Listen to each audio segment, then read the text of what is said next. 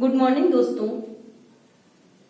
आज के इस वीडियो में हम पूर्ति में परिवर्तन के विभिन्न रूपों का अध्ययन करेंगे। इससे पहले वाले वीडियो में आपको बताया जा चुका है पूर्ति का अर्थ क्या है, पूर्ति के नियम क्या हैं और पूर्ति को प्रभावित करने वाले कारक कौन कौन से हैं। आज के इस वीडियो में हम पढ़ेंगे पूर्ति में परिवर्तन किन रूपों में होता है।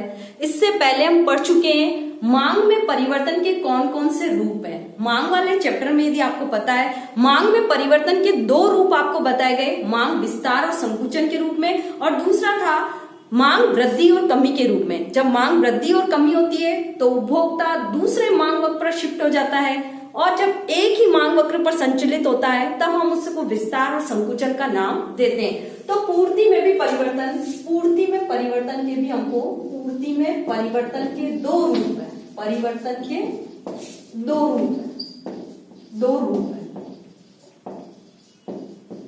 पहला रूप यदि हम देखें तो एक ही पूर्ति वक्र पर संचलन, एक ही पूर्ति वक्र पर संचलन, या जिसको हम कह सकते हैं पूर्ति विस्तार या संकुचन, पूर्ति विस्तार या संकुचन व संकुचन, पूर्ति विस्तार व संकुचन। देखिए एक ही पूर्ति वक्र पर विक्रेता कब संचलित होगा, जब कीमत परिवर्तन होंगे। तो जो पूर्ति विस्तार और संकुचन की क्रियाएं हैं वो किससे जुड़ी हुई है, कीमत परिवर्तन से। यदि कीमत बढ़ने से पूर्ति बढ़ती है तो पूर्ति विस्तार कहेंगे, और कीमत घटने से पूर्ति घट जाती है तो उसे हम पूर्ति संकुचन का नाम देंगे। विस्तार का मतलब बढ़त होना और संकुचन का मतलब होता है किसी चीज का घट जाना या उसके अंदर कमी आ जाना। तो पूर्ति विस्तार और संकुचन किससे जुड़ी हुई प्रक्रियाएं हैं, कीमत परिवर्तन से जुड़ी हुई प्रक्रियाएं हैं। जब कीमत बढ़ने से पूर्ति बढ़ जाती है तो उसे पूर्ति विस्तार कहा जाता है, और जब कीमत घटने से पूर्ति घट जाती है तो उसको हम पूर्ति संकुचन के नाम से जानते हैं। तो ये दोनों प्रक्रियाएं कीमत परिवर्तन से रिलेटेड है। जब पूर्ति को प्रभावित करने वाला मुख्य कारक कीमत परिवर्तित होता है और उस अनुसार पूर्ति में परिवर्तन आते हैं तो विस्तार और संकुचन में गिने जाते हैं। इन स्थितियों को हम एक रेखा चित्र के द्वारा क्लियर कर सकते हैं। कैसे, देखिए एक रेखा चित्र में मैं पूर्ति विस्तार बताऊंगी आपको, और दूसरे वाले रेखा चित्र के अंदर आपको पूर्ति के अंदर संकुचन की प्रक्रिया को समझाया जाएगा। दोनों ही रेखा चित्रों के अंदर देखिए x अक्ष पर हमने पूर्ति मात्रा ली है और y अक्ष पर हमने कीमत को सूचित किया है, कीमत। इधर भी x अक्ष पर पूर्ति मात्रा और y अक्ष पर आपको क्या लेना है, कीमत। एक एक रेखा चित्र को हम समझते जाएंगे। कैसे, देखिए सबसे पहले तो आपको धनात्मक ढलान बना लेना है पूर्ति का, क्योंकि पूर्ति और कीमत का सीधा संबंध होता है। एक वक्र बनाया है हमने, ऐसे पूर्ति वक्र ये। माना कि पहले विक्रेता ई बिंदु पर संतुलन की स्थिति में था, जहां देखिए आपकी कीमत है ओपी और मात्राएं कितनी निर्धारित है, पूर्ति मात्राएं ओक्यू। कीमत ओपी होने पर मात्रा कितनी निर्धारित की गई है, ओक्यू। यदि हम कीमत बढ़ा दें, यदि हम कीमत को ओपी से OP1 कर दें, कीमत बढ़ाएंगे तो वो ऊपर की ओर जाएगी। इस रेखा चित्र में हमने कीमत को ओपी से बढ़ाकर OP1 कर दिया है। तो देखिए नया संतुलन विक्रेता का कहाँ बन रहा है, E1 बिंदु पर बन रहा है। E1 बिंदु पर विक्रेता का नया संतुलन बनेगा, जहां पूर्ति मात्राएं कितनी है, OQ1। तो कीमत बढ़ने से OP से OP1 करने पर पूर्ति मात्राएं OQ से OQ1 हो गई है। तो कीमत बढ़ने के कारण पूर्ति मात्राओं का बढ़ना क्या कहलाएगा, पूर्ति का विस्तार। इसमें विक्रेता SS पूर्ति वक्र के E से E1 बिंदु पर संचलित हो गया। इसी वक्र पर विक्रेता SS पूर्ति वक्र के पहले E बिंदु पर विक्रेता संतुलन कर रहा था, लेकिन अब कहाँ कर रहा है, E1 बिंदु पर, यानी आगे की ओर संचलित हो गया है। तो कीमत बढ़ने से पूर्ति का बढ़ना, कीमत बढ़ने से पूर्ति बढ़ना, बढ़ने से पूर्ति बढ़ना, पूर्ति बढ़ना विस्तार कहलाएगा, पूर्ति विस्तार, पूर्ति विस्तार होना जाएगा। कीमत बढ़ने से पूर्ति का बढ़ जाना पूर्ति विस्तार में गिना जाएगा। यहाँ कीमत OP से OP1 की गई है और पूर्ति मात्राएं OQ से बढ़कर OQ1 हो गई है। अब दूसरे वाले रेखा चित्र के अंदर देखिए पूर्ति विस्तार आपको समझ में आ गया है। कीमत बढ़ने से पूर्ति बढ़ गई है, तो ये वाला रेखा चित्र किसको सूचित कर रहा है, पूर्ति विस्तार। आगे वाला इसके अंदर हम पूर्ति संकुचन की प्रक्रिया देखेंगे। जैसे इसके अंदर क्या है, ये एसएस पूर्ति वक्र बनाएंगे हम कीमत और पूर्ति मात्रा के संबंध के आधार पर, जैसे हमने एस एस पूर्ति वक्र निरूपित किया है। अब इस रेखा चित्र के अंदर पहले हम मान ले विक्रेता का संतुलन ई बिंदु पर था। ई बिंदु पर विक्रेता का संतुलन था, जहां कीमत कितनी थी, ओपी, और पूर्ति मात्राएं क्या थी, ओक्यू।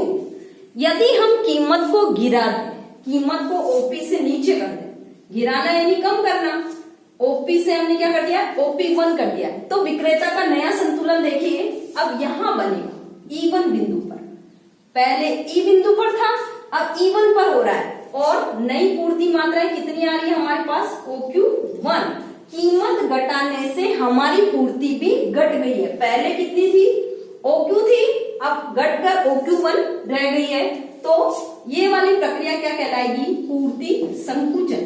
पूर्ति संकुचन, जिसमें कीमत घटने से पूर्ति घट गई। कीमत हमने कितनी गिराई है, कीमत ओपी से OP1 कर दी, OP1 नई वाली कीमत गिर गई है, तो मात्राएं भी घटकर OQ से क्या रह गई है, OQ से OQ1। ये स्थिति क्या कहलाएगी, कीमत घटाई है हमने, कीमत घटना, और इसमें क्या हो रहा है, पूर्ति कमी। कीमत घटने से पूर्ति में जो घटत हुई है उसको पूर्ति संकुचन के नाम से जाना जाएगा। तो आपको समझ में आ गया होगा, पूर्ति विस्तार और संकुचन दो अलग अलग क्रियाएं। कीमत बढ़ने से रिलेटेड है, घटने और बढ़ने से जो क्रियाएं होती है पूर्ति में, जो घटत बढ़त होगी वो पूर्ति विस्तार और संकुचन के नाम से जानी जाएगी। पहले वाले इस रेखा चित्र के अंदर हमने कीमत को बढ़ाया था, कीमत बढ़ाने से हमारी पूर्ति मात्राएं बढ़ गई थी, तो कीमत बढ़ने से हमारी पूर्ति मात्रा बढ़ जाती है, और विक्रेता उसी पूर्ति वक्र पर आगे की ओर संचलित होता है, तो उसको हम कहते हैं पूर्ति विस्तार। और देखिए, जब कीमत घटाई गई है और पूर्ति मात्राएं घट गई है, तो इस प्रकार पूर्ति मात्राओं के घटने की जो क्रिया हुई है कीमत परिवर्तन के कारण, तो इसको हम कहेंगे पूर्ति संकुचन, जिसमें विक्रेता अपने प्रारंभिक संतुलन से पीछे की ओर संचलित हो गया।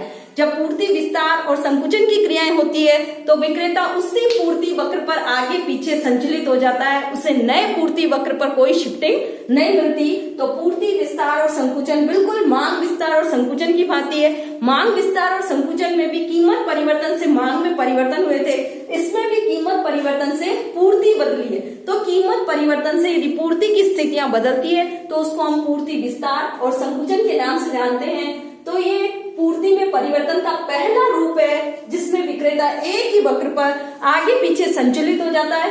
आगे की ओर संचलित होगा तो पूर्ति विस्तार, और पीछे की ओर संचलित होता है तो पूर्ति संकुचन माना जाएगा।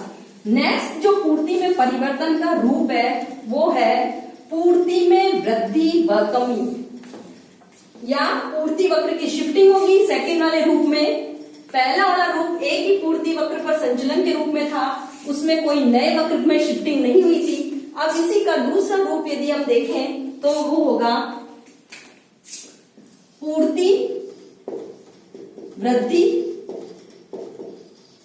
व कमी, या इसको हम यूं भी कह सकते हैं पूर्ति वक्र में शिफ्टिंग, पूर्ति वक्र में शिफ्टिंग, पूर्ति वक्र में शिफ्टिंग।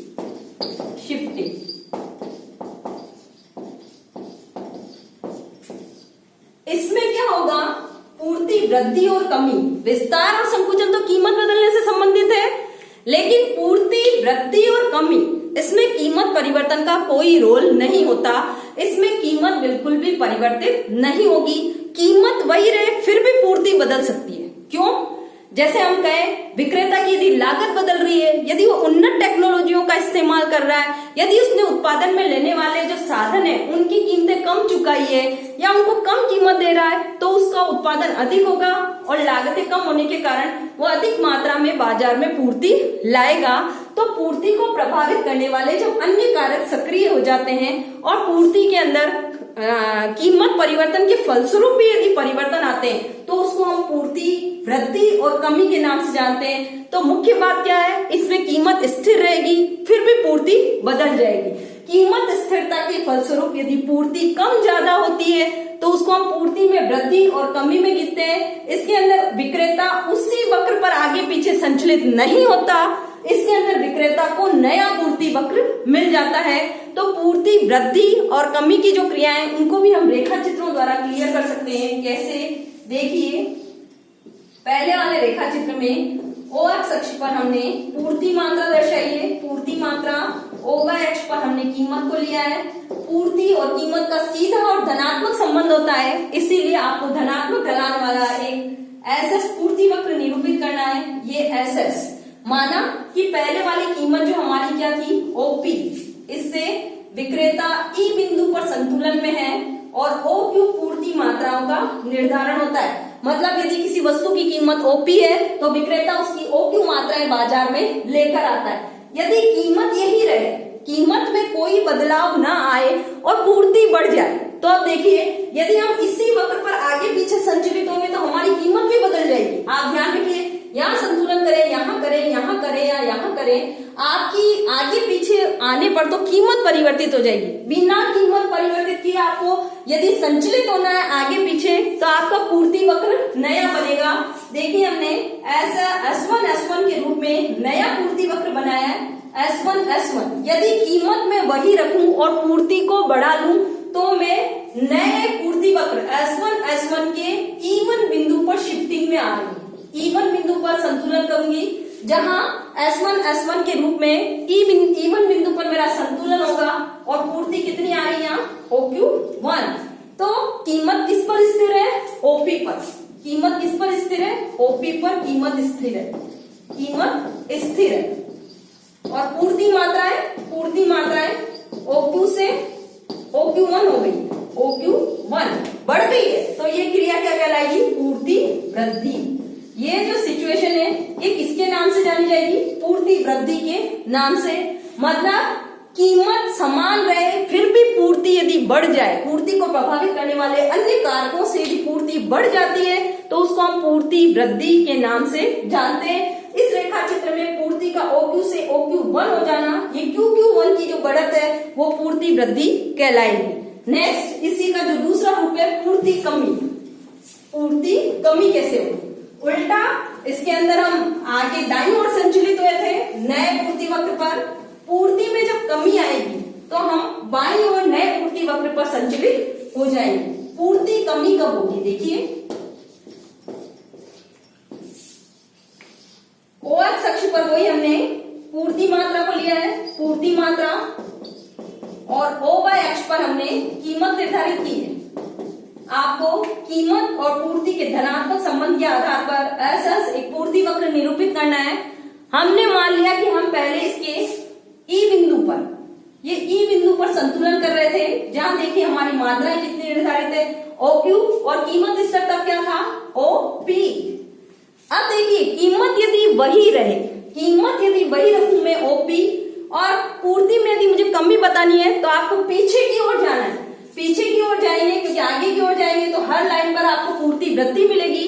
लेकिन यदि आप पीछे की ओर चले जाते हैं, यहां देखिए S1 S1 नया पूर्ति वक्र बनाया मैंने, इसी कीमत पर मेरा नया संतुलन यहां बन रहा है। देखिए इस बिंदु पर, इवन बिंदु पर, जहां पूर्ति क्या हो गई है, कम हो गई है।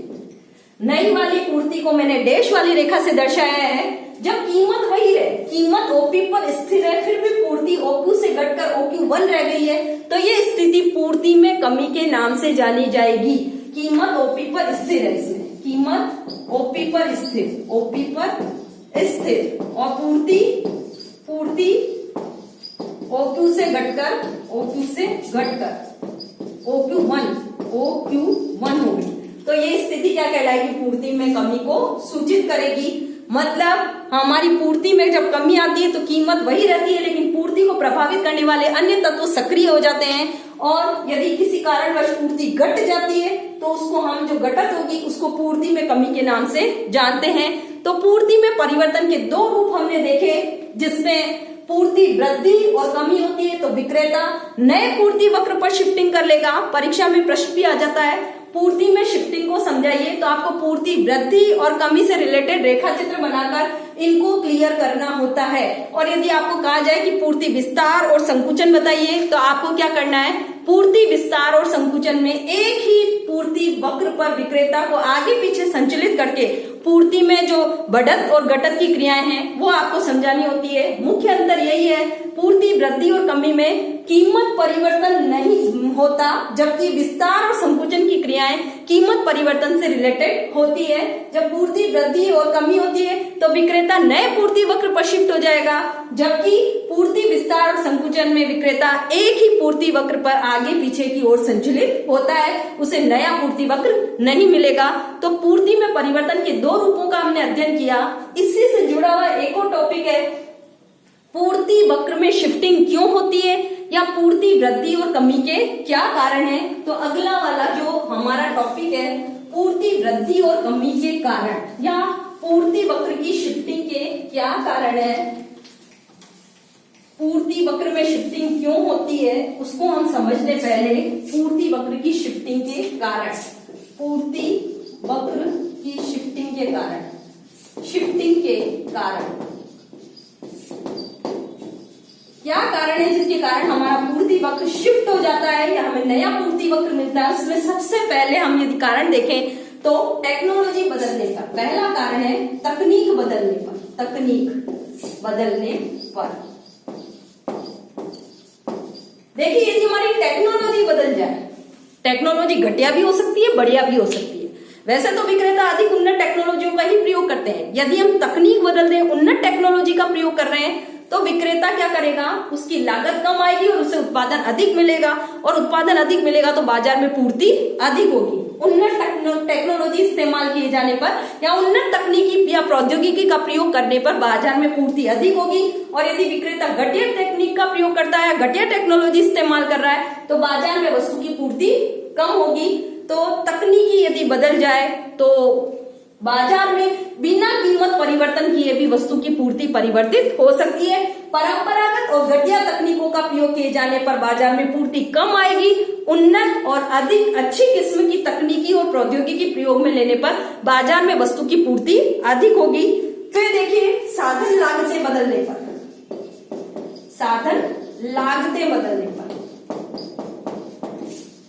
पर आपको पता है किसी भी चीज का उत्पादन करने के लिए हमें उत्पादन के साधनों की आवश्यकता होती है। और 11th में हम पढ़ चुके हैं उत्पादन के 5 साधन हैं, भूमि,